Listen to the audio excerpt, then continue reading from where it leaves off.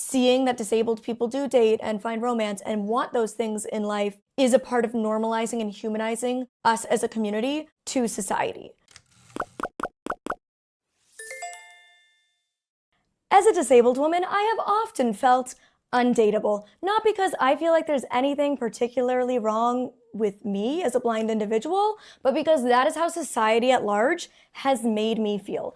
Ever since I had my first boyfriend when I was 14 years old, every partner I've had gets praised for being with me, oftentimes in front of me, and I get told things like, "You're so lucky to have him." Meanwhile, these are complete strangers that know nothing about my partner, and for all they know, they're not a good partner. But they're dating a disabled person, so they must be. And guess who never gets told that they're lucky to have me? My non-disabled partners. It is so frustrating, and we have such limited representation in mainstream media of disability. 3.1% to be exact, across all forms of media, which is abysmal.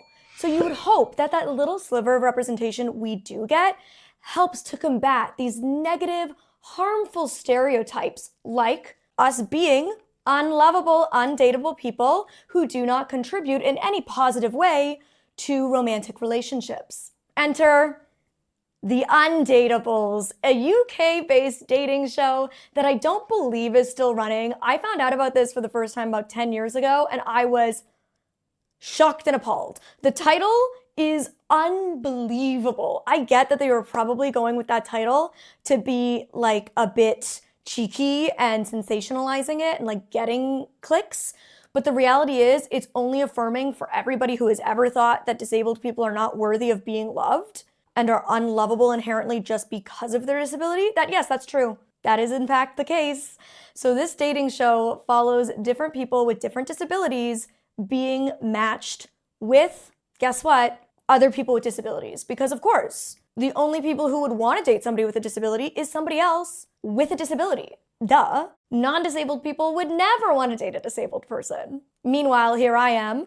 Almost every relationship I've ever had has been with somebody without a disability, including my current relationship, which is almost 3 years long. So it's extremely frustrating, but I thought we could react today to a compilation of clips from The Undatables, which, by the way, they titled this compilation video Adorable.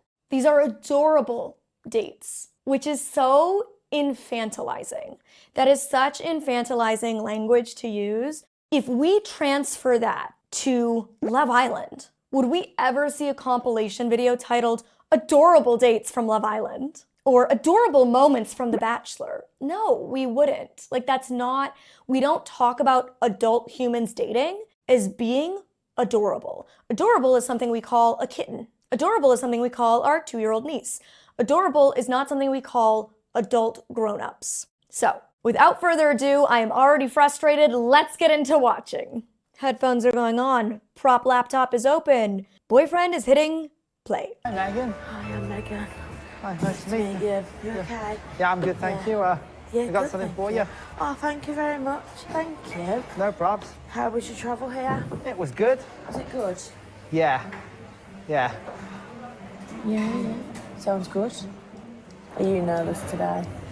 My heart's pumping like more worse than if I was a Time Lord. What do you do for a living? Currently I'm an intern. Pause. I hate the music they played during that first little section of the interaction, like dun, dun, dun, dun, dun, dun.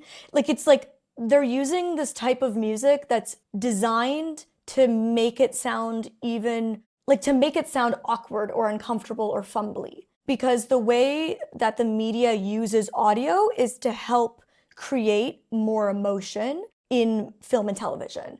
So for example, when we're watching scary movies, if you watch the same scene without the audio track, the like screechy noises and all of that, it's significantly less scary. In fact, it's often like really cringy and awkward. But when you add all of the crazy sound effects into the scene, it creates a fearful, scary moment and tension for the viewer. They're using this like bumbling kind of music sound to create that vibe for you as a viewer, which I don't love.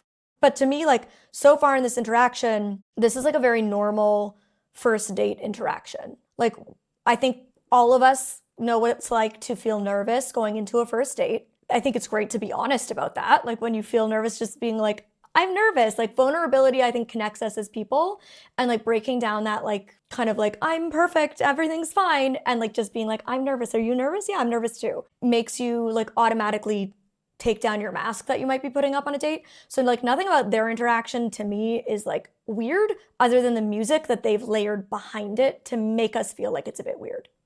But on going on to hopefully get an apprenticeship in childcare to in a nursery. Oh, that's really good. But yeah, so do you work or do you go to college or? I do costume and prop making. Oh, okay. Warning, what I like is scary. Oh wow, they are scary. Do you like scary films, like horror films and things like Mainly that? slashers. So what's one of your favourite films? Well, Halloween is obviously the best one. I've heard they're making a new one of Halloween, aren't they? Yeah, I've just seen the trailer. It's brutal. Is it? And scary. Oh yeah, I like scary films. What's your favourites? Silence of the Lambs. That's The Hannibal Lecter films, yes? Hannibal Lecter, they're good. Every time I said Pause. something, I feel like... Sorry. The way, like, the moment they started to connect, they played, it's like, do, do, do, do, like, weird, like, happy, generic soundtrack that sounds like it's from, like, the free, like, YouTube music library. Like, it's do, do, do, do. When all it is like two people on a date, like, connecting over a topic that they're interested in. It's weird because to me, there's nothing TV-worthy about this date. This is, like, just a normal date. This is a date where two people go, I can't see. It sounds like they're at a cafe or out at a restaurant eating. They're chatting, they're connecting. There's nothing particularly like riveting or salacious or television worthy other than the fact that they happen to have disabilities. Play. Like, I've said something bad and I feel I've upset her and I think like, oh dear, should I have said that or was that a bad idea? Oh, she's replied, not long now, with an X, and I say, what should I say? No, and I should say, nope. No, that's rude. Oh, my mind's buzzing and bouncing so much, I don't know what to say. I'm lost for words. So what's the last thing you said? Was just a wink with a kiss. Was that a bit too much? Well done, Megan! Rory, that's The really music. good. You've been practicing this, Rory. No, I actually haven't. It's going really great. Oh, come on, hit him straight, hit him dead on. Oh, what? She looks really nice. Not just in clothing, but in looks. And she'll always look that way. Take a selfie. I'd love to. It's a second date selfie. I was going to ask you last time, Yeah? but I'd love to take a selfie. Ready? Okay. Smile. Your smile is like a warm glow, and your laugh's infectious and contagious in a good way. But Okay, so we saw 2 dates of the same couple and now we're moving on to a different couple. I feel like that moment of him like trying to figure out how to reply to her text, again, that's like a shared human experience. We all know how that feels. So on one hand, I do like that this is like normalizing that disabled people have like normal emotional feelings and normal experiences of being like, oh my God, how do I reply to this person's text? That's how all of us feel when we're like starting to get to know somebody and we think we like them. You're like questioning everything you say. You're like texting your friend, you're like, oh my God, this is what he said, what should I reply? And if you say you don't do that, you're lying to yourself and to us. That is a shared human experience. So I do think it's important to have these moments that like normalize disabled people to the public, and seeing that disabled people do date and find romance and want those things in life is a part of normalizing and humanizing us as a community to society. But it's just like the way that they're positioning it, like the title choice, the music choices, the way that they are typically mostly only pairing disabled people with other disabled people. I think the odd time they'll like pair somebody with somebody who doesn't have a disability, but it's mostly disabled people with disabled people. And I just like wish they showed a more expansive narrative of disability dating. And I certainly wish the name was not literally calling us undateable. I don't know about anybody else, but I do love seeing people fall in love. Like, whether people are disabled or not, it's warm and fuzzy in my heart to see people like developing a connection and falling in love in media. I enjoy watching that. It makes me feel all like cozy inside. But I also don't like that this is kind of like posed as like it's extra warm and fuzzy because we think of these people as people who don't deserve or wouldn't be lovable. So it makes it extra adorable, extra heartwarming. No, it's just as heartwarming as watching anybody fall for somebody. Not contagious as being ill. It makes everyone else want to laugh, but it's a good thing. She made me feel comfortable. She's just bubbly. I would like to be happy with someone, and if Shane makes me happy, I'll make him happy too. Could this be the start of something, Shane? I'm feeling it could be. When she smiles, it feels like my feet are dancing. It's like you're walking on a cloud. That's such a sweet line. When she smiles, I feel like my feet are dancing. That is such a cute, sweet sentiment. Dancing on the moon. Every time I see Gemma, it's like butterflies floating. So it feels like I'm floating in midair. But I'm not. It's just my tummy's going. It's doing the jive or something, or Saturday Night Fever or something like that. Tonight, Shane is performing at an open mic. He's written a special poem about his newfound romance. And the person responsible for this new chapter in his search for love is in the front row. This one is dedicated to Gemma. And secretly admired her for a long time from school, but never told her. Oh, to Gemma, you make the days feel shiny and bright and light. Your smile is perfect and your laugh is infectious. So Gemma, you rock. You make my days brighter and much far sweeter. Thank you for being there. Nice cups of tea, smiles and fruitful cupcakes. You're my little flower in my eyes. I'm really pleased. I didn't expect that, really. So do you think you'd like to have him as your boyfriend? I would.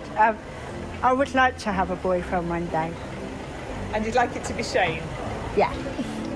I'm a big Pause. fan of The producer's leading questions. Would you like him to be your boyfriend? And then she says, I would like a boyfriend someday. And then she goes, would you like it to be Shane? Like, let the girl's answer be her answer. Stop trying to dictate her narrative for you, for your show, to get the clip you want. To ask that after like a few dates, we don't yet know. A few dates is not enough time to suss this out. Calm down, slow your roll. On to the next couple. the Phantom of the Opera. Do you like that show? You ever seen it? I've seen Toy Story on Ice. Never seen that, but you got a friend in me. Friends in me, you got a friend in me. Yeah, that's made you laugh. See, I like making you laugh. I just love that song. So, what music are you into? Carly is my most favourite. Kylie Minogue? Yeah. I have seen Carly on stage, and I stood on the chair, Yeah. and I shouted out to her. I went, Carly, I love you. Had 20 pictures of me. You're funny. I'm always laughing. Exactly. That means you're happy. So. That worked. That really made you laugh. Pause. It drives me extra nuts when content for and about disability isn't accessible. Like the fact that this show didn't have audio description when the target audience is disabled people. I hate that. It's like you're capitalizing on sharing the lives and stories of disabled people while simultaneously excluding us from watching it. I don't know what these people look like. I don't know where they are. I don't know anything about what's happening. Every single thing, I'm just like forced to draw conclusions instead of being able to paint a full picture in my head of who these people are and what the dates are. That's why I want to see the proper laugh. Do you want to hold my hand? I better warn you, I am a... Okay, I'll just AD that for you. He was helping her down some stairs. Okay. fish. Go on, give him a big shot. Go on. That's taking forever. What? I've got no idea how that happened. Oh, do I? What are you enjoying most about the date? Just having a laugh. I can't help but laugh. I think they're winning. I know I'm winning. Boo. Oh, you missed. Come on, Chloe. Is it gonna work? Is it gonna work? Oh, whoa, whoa, whoa. That's the flailing first. Yes. That was a proper date. That was a really good date. I was just wondering if I could have your number, if possible. Yeah, sure. Brilliant. And we'll catch up. Yeah, sure. Chloe, how did the date go today? I'd probably say a 9. A 9? Yeah. That's pretty high. It's a high score. But I'm not going to say 10, just yet. Nice meeting you. The hello's out of the way. What I will say, what I do like about this show, particularly given this is like an older show, like this was well before things like Love on the Spectrum, is that they were showcasing that disabled people want the same lived experiences as non-disabled people. We want to find partnerships. We love connection. We like friendship and romance, that they're independent, out doing things on dates on their own, doing normal activities from going out for drinks or coffee to, you know, going to bowling alleys, or it sounded like maybe they were at an arcade or something like that. So it's showing them doing, quote, normal date activities and doing things that, quote, normal adults would do, like drinking caffeine or drinking alcohol, which, as stupid as it sounds, are things that people don't necessarily expect of disabled people, particularly those with intellectual disabilities, which I know that this show highlighted all different types of disabilities. It seems to me, just from listening, that perhaps this compilation is mainly showcasing some of the intellectual disabilities. I really can't tell because it's not telling us. I'm just trying to piece it together a bit. And if that's the case, it frustrates me even more that they're using the term adorable, because people with intellectual disabilities are infantilized even more so than those of us with physical disabilities. I myself have been infantilized many times over, and I know it's something that those with intellectual disabilities experience even more. And I know that that can be incredibly frustrating. And, you know, my disability mentor was really, really big. She worked in like group homes with intellectually disabled adults, and she was really big on making sure that they were dressed age appropriately. Like they were wearing clothing that any other cool, normal adult their age would be wearing. That if they wanted to like have a glass of wine or beer with dinner, that they were given that alcoholic beverage in a cup that was easy for them to utilize, whether that be a sippy cup or with a straw or whatever. If somebody was needing to physically hold it up to their mouth for them, that they were able to still have those same experiences just in a way that was accessible for them. So I think it is good that it's showing that. I think truly my main issue is coming from like some of the editing choices, the naming choices, and like some of those things that I think wouldn't have been done if a disabled person or multiple disabled people were working on the show on the production end. Disabled talent, and I know because I've been, quote, talent on many different types of productions throughout my life, have no power. Talent has the least amount of power on set. Like unless you're like a, you know, Jennifer Aniston or Brad Pitt, you don't have power or say. Typically as talent, your job is to show up and do your thing on screen. But they're telling you what to do, when to do it, how to do it. They're asking those probing questions that we saw being asked. And if we had disabled producers, disabled directors, disabled editors working on this show, I believe it would have been much more empowering. It would have been framed as like a positive, empowering humanization versus like a bit of like a voyeuristic, like, let's watch these disabled people that we think shouldn't be able to date doing normal human things. Okay, final clip. Luke wastes no time in trying to impress with his language skills. Crepe peperone, il cioccolato è belgiano, uno autore gelatos. Gelato. Nice. So do you speak any other languages, Luke? Yes, you know what the language I speak? German, French, Italian, Spanish, Dutch, Portuguese, Hindi, Japanese, Chinese, Russian, and Swedish. That is extremely impressive. I can't speak any different languages. I only speak English, but I would like to in the future. Okay. Oh, I know. I have an idea. Let's start with French. Bonjour. Je m'appelle Alice. Oh, that's good. Bonjour, je m'appelle Luc. And, oh, I got it. Oui. Oui. No. No. Enchanté. Enchanté. Fromage. Croissant. Croissant. Fromage de chair. Very good, Luke. I think she's nice and she's a bit like chatty. Do you think she likes you? I hope she likes me, yeah. Go Alice, go Alice, go Alice.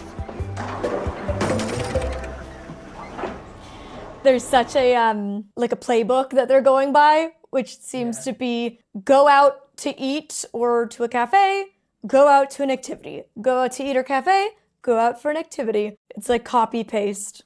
Oh, lucky for some. Those are the only things disabled people can do. I think it's great. I think she's nice. I will ask just for a second date. So Alice, okay. So do you want to plan to for a second date? Okay, yes, please. Okay. So first up, so do you want to have like the phone number? Okay, yes, please. Perfect. I've just got a second date. Yay! Tell me about yourself then. There's an additional couple. I thought we were done. Goodness. I'm not sure where to start. I'm just trying to think, actually. Yeah, my brain sometimes blanks. What do you enjoy doing? So, I study languages. Oh, okay. So, can you show me some of the languages you are able to speak? Spanish, Quite, todas, sua roupa. What does that roughly translate as? Take off all your clothes. Gladly. Okay,